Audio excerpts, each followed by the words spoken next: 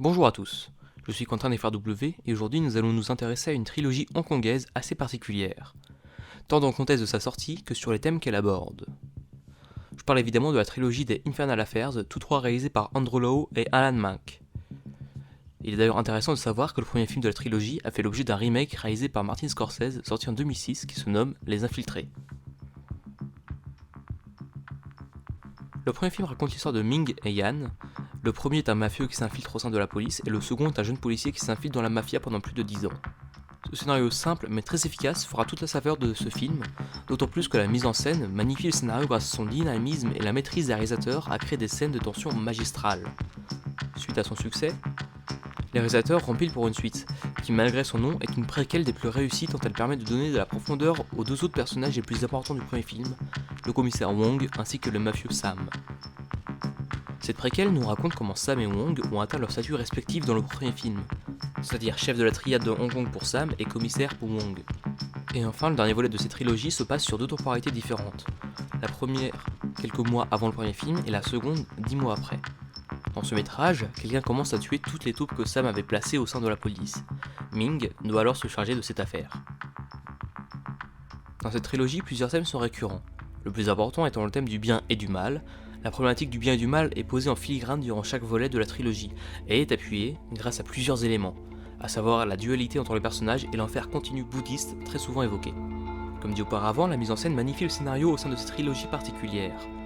Et cela est visible très rapidement dans le premier film tant elle permet de créer des tensions sur deux lieux différents.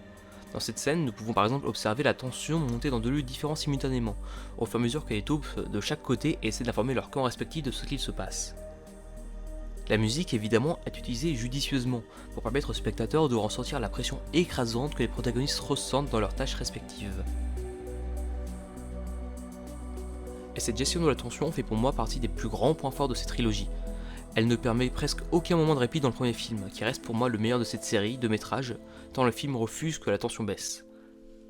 On ne pourra alors que ressentir une pression de plus en plus évidente au fur et à mesure que le film avance, et ce, malgré les quelques scènes plus reposantes qui parsèment le métrage. Je dirais même que ces scènes reposantes permettent d'accentuer encore plus la tension ressentie par les protagonistes et in fine pour nous, spectateurs.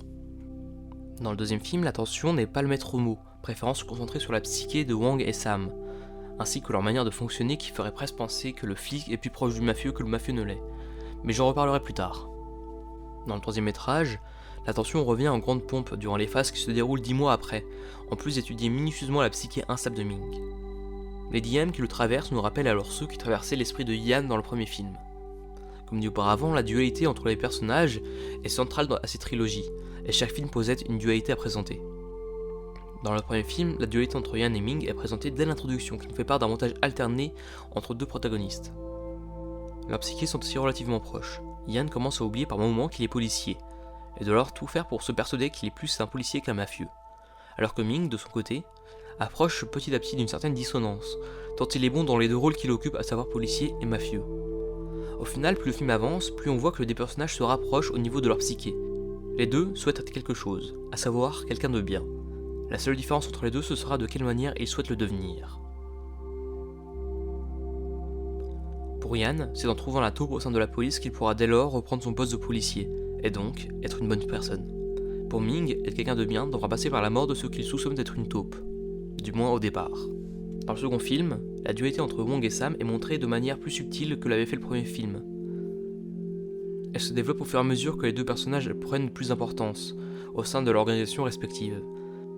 Nous pouvons alors observer le lien d'amitié qui les unit, car au final, les deux souhaitent des choses similaires. Le film nuancera aussi beaucoup son propos, car nous pourrons observer le commissaire Wong adopter des manières de mafieux pour obtenir ce qu'il veut, alors que Sam, lui, veut surtout protéger sa famille plus que tout. Dans le troisième métrage, la dualité est plus étrange, car elle oppose Ming et la version idéalisée de Yan qu'il a en tête. Le personnage s'écrit en lui-même ces dualités, amenant ainsi à une dissonance, ne le faisant plus réaliser qui il est. D'ailleurs, cela nous amène à un autre point central de cette trilogie, c'est la mort, vue comme libératrice pour nos protagonistes. Dans chaque métrage, la mort est vue comme salvatrice. Ceux qui restent continuent de souffrir continuellement, alors que ceux qui meurent sont alors libérés de leur souffrance.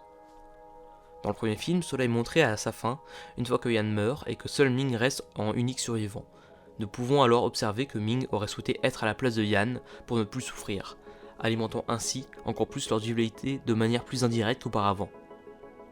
Dans le deuxième métrage, la mort est vue comme libératrice pour le mafieux Sam, qui à la fin du film ne souhaite qu'une chose, mourir, comme le prouvera l'une des scènes finales.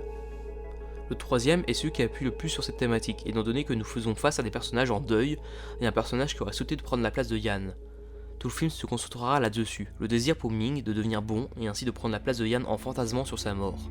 Car pour lui, la vie n'est que souffrance. Et c'est à la fin où le sort le condamne à vivre éternellement en souffrance. En le faisant rater de sa tentative désespérée de mourir, il est alors condamné à l'enfer éternel. Enfer bouddhiste qui est cité par des sutras dans chaque film au début et ou à la fin.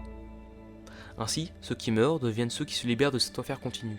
Le personnage Ming, n'ayant jamais réussi à assumer ses actes, se voit alors condamné à la souffrance continuelle, car son désir d'être un homme bon n'est qu'égoïsme pur. Cette trilogie de films, et plus particulièrement le premier sorti durant une époque où le cinéma policier hongkongais avait du mal à se renouveler, a réussi à marquer durablement son cinéma, car elle a permis à de nouvelles vagues de cinéastes de s'exprimer et à permettre à un cinéma de renaître. Cette trilogie fait partie de celles m'ayant le plus marqué, tant dans leur cohérence thématique que par leur réalisation qui sont d'une efficacité des plus impressionnantes. Bref, j'espère que cette vidéo vous aura plu, je vous dis au revoir et à une prochaine. 是谁在敲打我窗？是谁在撩动琴弦？